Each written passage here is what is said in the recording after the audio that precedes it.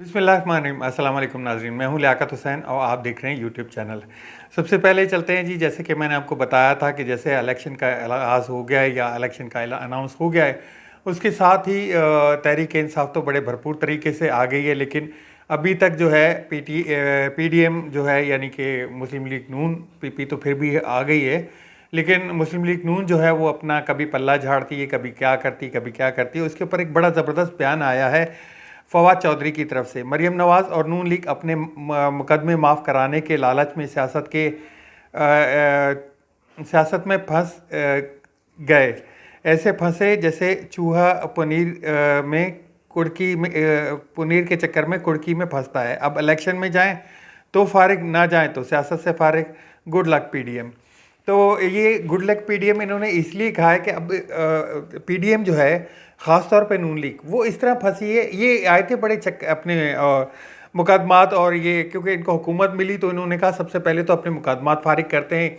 नैब के कवानीन चेंज किए, अपने मुकदमात सब के सब फारिग किए, और अब ये पोजीशन है इलेक्शन। और आवाम को तो ये भूल ही गए। आवाम के ऊपर जो एक महंगाई के पहाड़ तोड़े, जो मईशत के वो साथ इन्होंने किया, जो चलती हुई इकॉनमी के साथ इन्होंने किया, वो सब इनकी जो थी वो प्रायोरिटीज़ ही नहीं थी। इनकी प्रायोरिटीज़ थी सिर्फ अपनी मुकदमों को खारिज करवाना।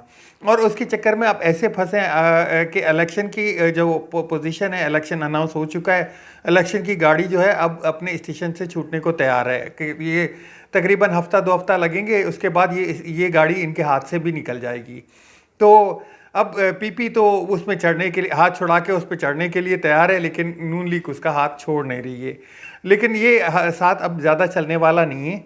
अब तो इनको जो है ज़ाहिर है वो दूध का दूध पानी का पानी अलग करना होगा, ताकि इलेक्शन में एक मूड बना सके कि जी ये इन्होंने ये किया, हमने नहीं किया, वो इस चीज़ के ज़िम्मेदार है, हम नहीं हैं। तो अब ये पोजीशन है कि ये आगे जाते हैं तो फंसते हैं, इलेक्शन करवाते हैं तो हार मिलती है इनको, पीछे जाते हैं तो इनकी सियासत ही ख़त्म हो जाती है, या ये गैर आइनी काम करने पड़ेंगे इनको। तो इन हालात का सामना है। अच्छा, कल जो इमरान खान साहब ने एक मीडिया टॉक्स में बात करते हुए एक बात की कि आर्मी, मुझे इस्टेब्लिशमेंट से कोई प्रॉब्लम नहीं है, वो मुझसे बात करना चाहते हैं या मुज़ाकरात करना चाहते हैं तो मुझे इसकी कोई मैं तैयार हूँ मुज़ाकरात करने के लिए। अच्छा, इसको तो प्रोपेगेंडा पहले यूँ किया गया कि मैं आर्मी चीफ से बात करना चाहता हूँ, लेकिन आर्मी चीफ मेरा फ़ोन नहीं उठाते, या मेरे से बात करने को तैयार नहीं है, या मैं वो हूँ इस उस पर। आज जो सारा दिन प्रोपेगेंडा इसी पे चलता रहा। भाई, अगर इमरान खान अपने आर्मी चीफ से या अपनी इस्टेब्लिशमेंट से बात करना चाहते हैं तो इसमें बुराई क्या है? आर्मी चीफ जो है वो मुल्क का एक तरह से समझ लें कि इस्टेब्लिशमेंट का हेड हैं और उसको चला रहे हैं, और वो पाकिस्तान के आर्मी चीफ से बात करना चाह रहे हैं। कोई इंडियन आर्मी चीफ का नाम तो नहीं लिया ना उन्होंने।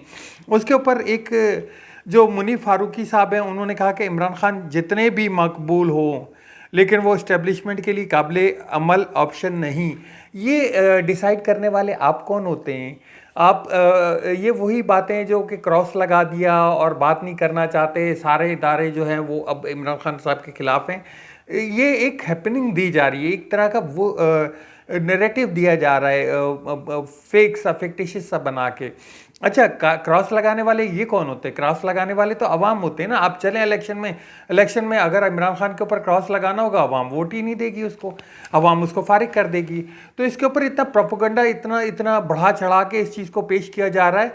भाई, उन्होंने अगर कहा है तो एक मुल्क की सबसे बड़ी जमात पाकिस्तान तहरीक इंसाफ, उसको कैसे इग्नोर किया जा सकता है? कैसे उसको आप मुज़ाकरात से या बातचीत से बाहर रख सकते हैं?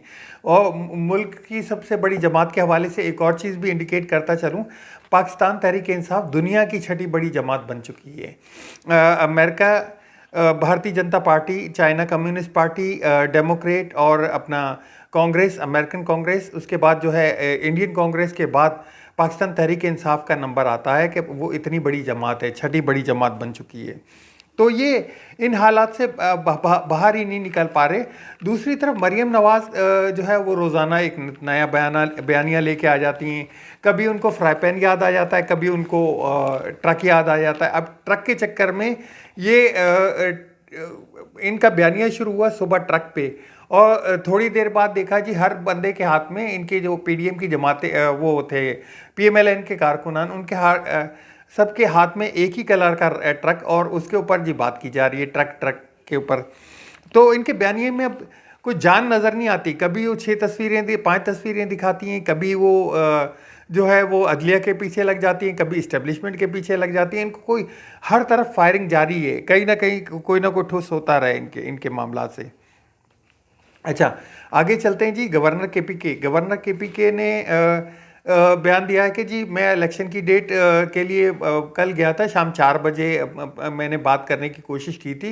ये एक बहाना समझे कि अब सुप्रीम कोर्ट का एक क्लियर वर्डिक्ट आ चुका है कि जी पंजाब का जो है वो सदर पाकिस्तान जो है वो डेट देंगे और केपीके की डेट जो है वो गवर्नर केपीके देंगे।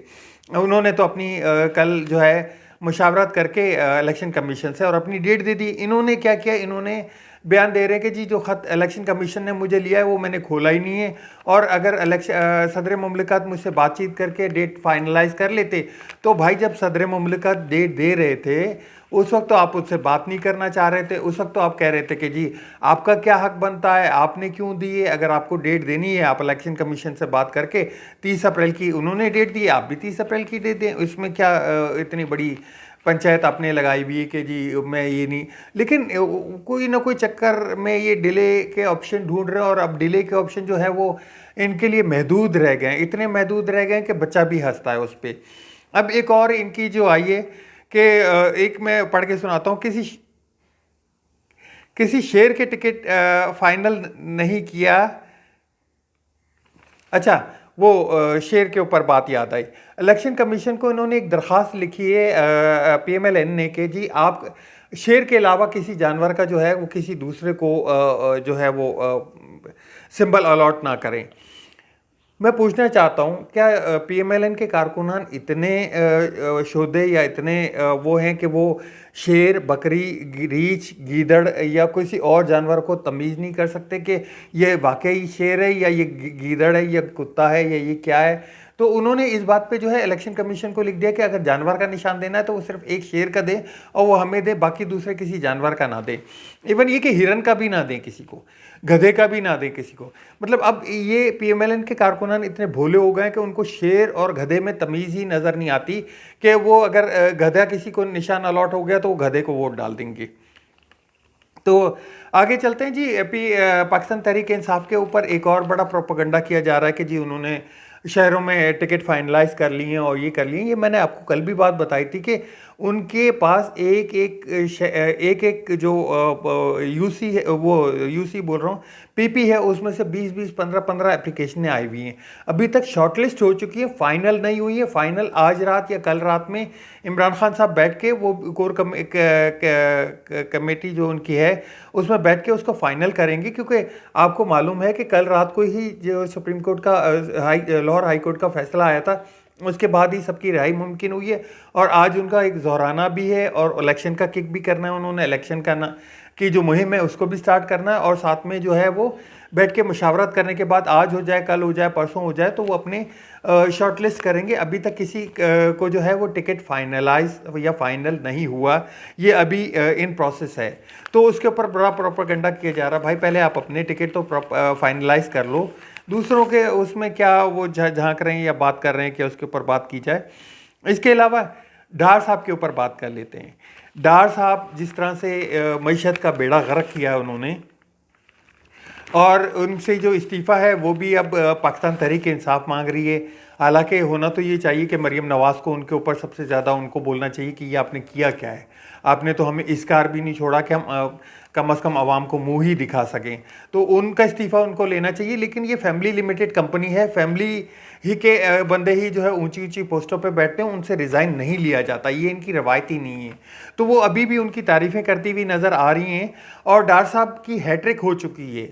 डार साहब ने जिस तरह 98 में पाकिस्तान को की मईशत को बिठाया था, $100 को टच करवाया था इन्होंने, उसके बाद जो दूसरी दफ़ा जब आए 2014 में, तब इन्होंने बेड़ा गर्क किया था मुल्क का इसी तरह, और यहाँ से मफरूर हो गए थे, फरार हो गए थे।